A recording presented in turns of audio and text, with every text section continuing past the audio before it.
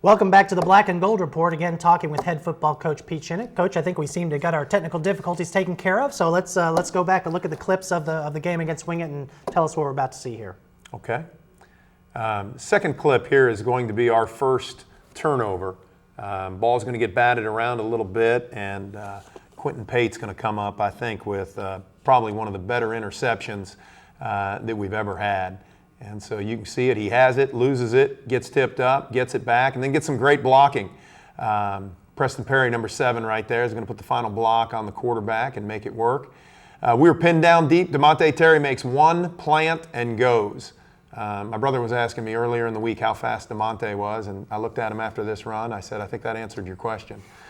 He went 89 yards. This is going to be, again, Preston Perry in coverage here. Their quarterback's going to try to force this thing in there, and Preston's going to come up with a great catch. I mean, stretched out, great hands. And then, again, you're going to see the wall defenders just make great blocks for him. That turns in to be a touchdown. The fifth clip here is T-Vel Williams scoring. This tied us up. So we were down 7. We marched about 60 yards, came up with the touchdown. That was huge to get back even. We had scored an offensive touchdown prior to this clip right here to go up by 7. They were driving to kind of see what was going to take place. And we give up way too much yards here on a broken coverage. But we get a great hit on the ball carrier. Sean Rush scoops it up. And I was just hoping he'd get some yardage so that we could have a little bit of field position offensively. He went ahead and took it in, and that put us up by 14. And then here to end the game, going to come up with, we just saw Sean on the fumble recovery, going to come up here with the interception. Their receiver falls down, and everybody on our sidelines yelling to Sean to get down at that point in time.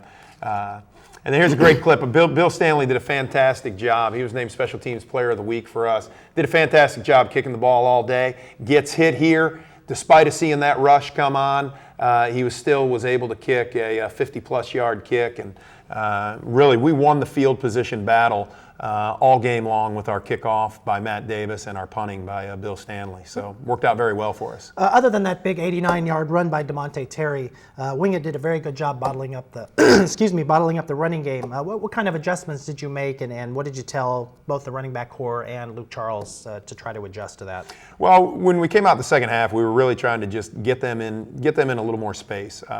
We got a lot of respect for Wingate's front 7, and they gamble a lot, and they bring a lot of people into a lot of different areas.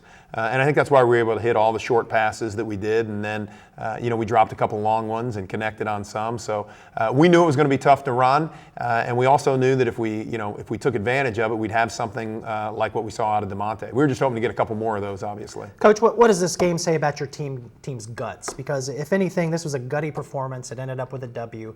Is this a gut check for the team? Well, I think so. And I mean, Wingate's a place we've never won at. So for this senior class to be able to, have the legacy of the first team that has beaten Wingate at Wingate, I think that's huge. To overcome all the adversity that we faced, a lot of it we created ourselves, but to be able to overcome that and, at the end look up and say, hey, we beat them by 14, I think it's a great gut check, and it speaks a lot about the character of the team. Now, when you saw Sean Rush running that interception return back, or the fumble recovery back for a touchdown, did you breathe a sigh of relief then, or did you still remain pretty strapped in, knowing how flip-floppy and this game was? Well, not until he got the interception did I kind of breathe easy and go, okay, we're in good shape here.